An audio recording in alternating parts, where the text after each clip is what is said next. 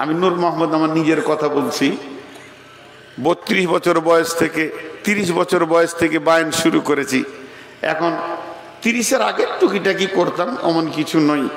আগে তো জুমার নামাজ, জুমার খুতবা দিতে হবে বলে লুকিয়ে থাকতাম, মসজিদে যেতাম না, মৌলবি হওয়ার পরেও ভয়ে আজান হতো দিয়ে যেতাম।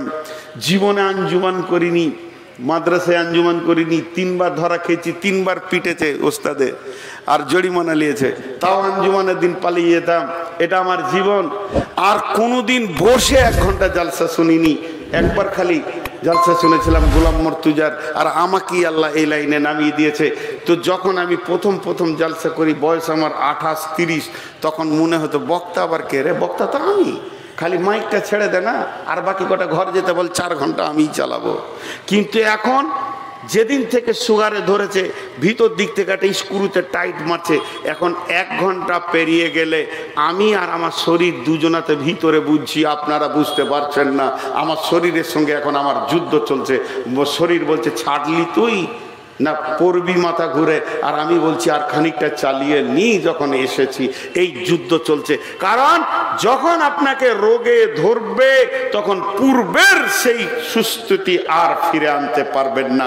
বিশ্বনবী বলছেন সুস্থ জীবনকে নিয়ামত মনে করে লাও। এই বাপ, তোদেরকে আমি অনেকক্ষণ থেকে দেখছি, তোরা মাদ্রাসার ছাত্র, অনেকজনকে ধুমকি করলাম, তোদেরকে করছি না। তা আল্লাহর ওয়াস্তে বস বাপ, সোনামানি, একদিন তোরাই মৌলবি হবি, যে দুনিয়া কাঁপাবি। এখন বস রে বাবা। খেপা বুড়াটাকে 2টা বলতে দে, বুড়াকে জ্বালাস না। তাহলে 2টা হলো, নাম্বার 3, ফারাগাকা কাবলা সুগলিকা, ফারাগাকা কাবলা সুগলিকা, ফারাগাকা কাবলা সুগলিকা। জীবন তোমার বইয়া যায় রে মুমিন ভাই, সময় তোমার বইয়া চলে যায়। এই দুনিয়ার গাফলতিতে পড়ে লইলে শয়তানের ফেরেতে, একবার হিসাব তোমার জীবনে হলো না রে মুমিন ভাই, জীবন তোমার বইয়া চলে যায়। বিশ্বনবী বলছেন প্লেনের একটা স্টপেজ আছে, রেলের স্টপেজ আছে, যত দ্রুতগামী হোক না কেন তার একটা স্টপেজ আছে। আপনি আমি ঘুমাই, এখন জালসা শুনছি, রেস্ট নিয়ে ঘুমিয়ে যায়, সবাই আরাম করে, কিন্তু একজন আরাম করে না, তার নাম হলো সময়। সময় চলতি আছে, চলতি আছে, চলতি আছে, এটা হলো বিরতিহীন।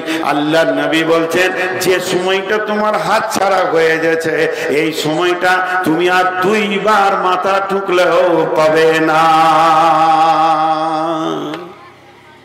ভাইয়া, এই গ্রামটার নাম কি বললাম? কেশবপুর। কেশবপুর মাদ্রাসা জালসা আজকে কয় তারিখ? জোরে বলেন। হ্যাঁ, এবার ভুল বলতে শুরু করেছে। বুঝাইলে বুঝে না, তারে বুঝাই কে, না বুঝে যে হু হু করে ভূতে ধরেছে। 23 তারিখ হয়ে গেল, আর 22 নাই। এবার বলেন মাত্র 19 মিনিট হয়েছে 23 তারিখে, গোটা দিনটা এখন বাকি আছে। এখনো অনেকগুলো সময় বাকি আছে। কতগুলো সময় বাকি আছে? 23 ঘন্টা 41 মিনিট বাকি আছে। মাত্র 19 মিনিট হয়েছে।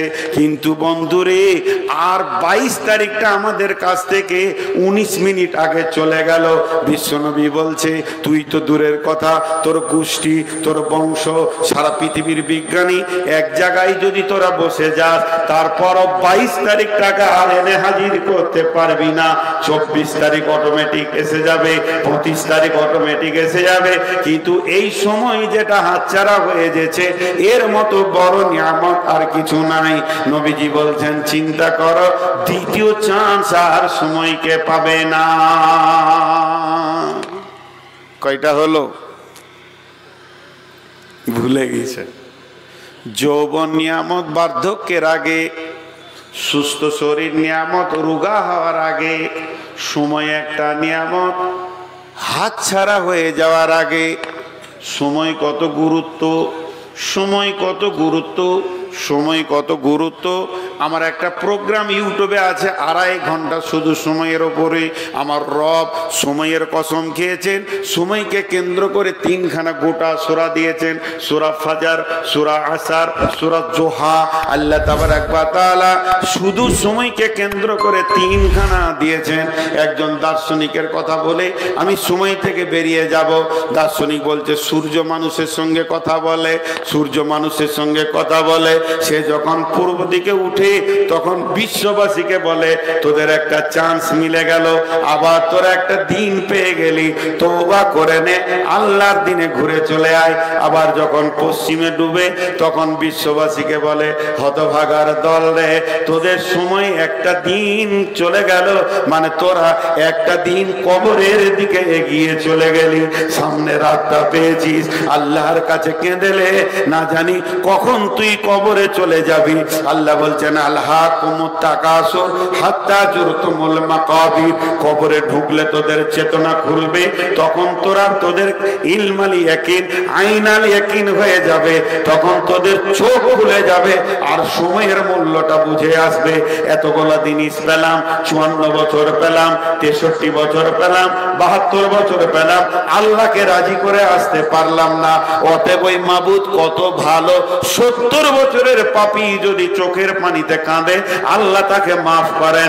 এই সময়ের মূল্য তখন বুঝে আসবে। এর জন্য বিশ্ব নবী বলছেন সময় চলে যাওয়ার আগে গুরুত্ব দাও। এবার 4 নম্বরে নবীজি বলছেন, 4 নম্বরে বলছেন গেনাকা কাবলা ফাকারিকা, সম্পদ একটা নিয়ামত। মাল যখন তোমার হাতে আছে তখন তুমি মালের গুরুত্ব দাও। একদিন মাল হাতছাড়া হয়ে যাবে, মাথা ঠুকলে আর দ্বিতীয় চান্স তুমি মাল পাবে না।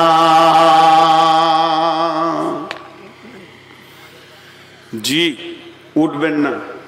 মালের কথা বললে দিনাজপুরের লোক উঠতে শুরু করে, আর দক্ষিণ দিনাজপুরের লোক যদি জালসায় একবার মাল শব্দটা মুখ দিয়ে বেরিয়ে যায় তো 3 সেকেন্ডে ময়দান খালি করে দেয়, যে টাকা লাগবে নাকি, এবার মৌলবি সাহেব হয়তো টাকা চাইবে, ওই লেগে মাল শব্দটা বলে দিয়েছে রে, তো ঘর যাই চল। উঠবেন না। তফসিরটা শুনেন, আল্লাহ রসুল বলছেন খাসলাতু মিন উম্মতি মালি মালি মালি মালি, আমার উম্মতের অভ্যাস হচ্ছে খালি মাল মাল মাল, কিন্তু আসলে ওর নাল কিছুই নয়। যেগুলো সঞ্চয় করেছে ওয়ারিসের মাল, ওর নিজের মাল হলো 3টি, যেটা খেছে সেটা ওর মাল, যেটা পড়ছে সেটা ওর মাল, আর যেটাই টেবিলে রাখছে এইটা ওর মাল, বাকিগুলো সব বন্টন হয়ে যাবে। ধন ধন করিও না, ধন উপার্জন, মরিলে ধন তোমার হইবে বন্টন, 1 টাকাও বাকি থাকবে না, বন্টন হয়ে যাবে। তুমি যেমন তোমার বাপের জন্য 10,000 টাকা দান করো না, তেমনি তোমার ছেলে তোমার জন্য করবে না। নিমের আঁটিতে কোনোদিন আঙ্গুর হয় না, তোমার বীজের ছেলে তোমার জন্য দান করবে, ধারণা করিও না।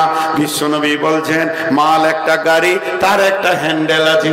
তোমার হাতে যখন মাল আছে, মাল তুমি মসজিদে ঢোকাতে পারো, মাদ্রাসায় পারো, গান বাজনায় পারো, যেখানে নিয়ে যাবে সেখানেই খরচা করো। কিন্তু জেনে নাও এই হ্যান্ডেলটা চলে যাবে যখন ছেলেদের হাতে, তোমার মাথা থেকে স্মরণ শক্তি কমে যাবে, বিজনেস চালাতে পারবে না, তখন ছেলেরা যেটা করবে সেটাই হবে।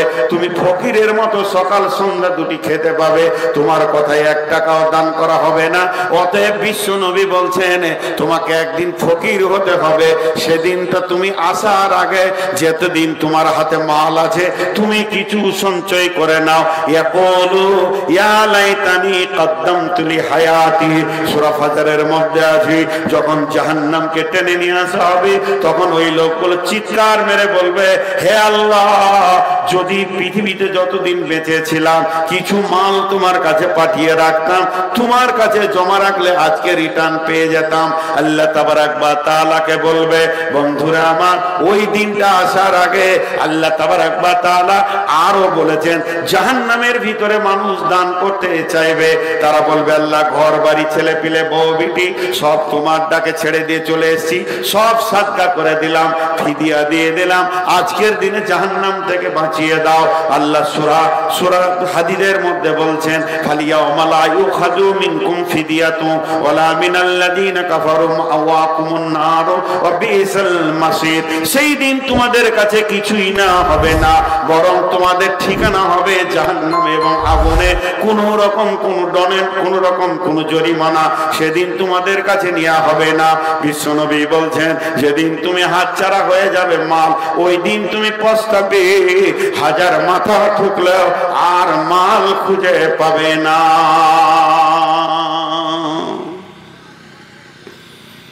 তাহলে কয়টা হলো?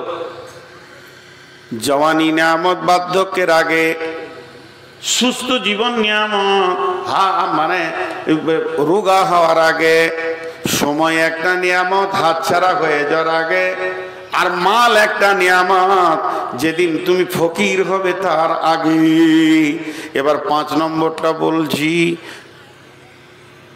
5 নম্বর বলেছি 6 জন উঠেছে, তাহলে বলবো না, বসেন। 5 নম্বরটা বলবো, উঠিয়েন না বাপজি আমার, শোনা আমার। 5 নম্বরটা আমার বলা হলে আমি আপনাদের কাছে 3 মিনিটের একটা টাইম নিব। 5 নম্বরটা তর্জমা তফসির করতে হবে না, বুঝে নেবেন, আরবিতেই বুঝে নেবেন, এত সহজ জিনিস। বিশ্বনবী বলছেন হায়াতিকা কাবলা মাউতিকা, তুই যতদিন না মরেছিস বড় নিয়ামত আছে রে, তওবা করার রাস্তা আছে। যেদিন মরে যাবি নেকি আর গুনাহ স্টপ হয়ে যাবে, একটা গুনাহ কমাতে পারবি না, একটা নেকি বাড়াতে পারবি না। অতএব যতদিন বেঁচে আছিস তুই কিছু করে নে।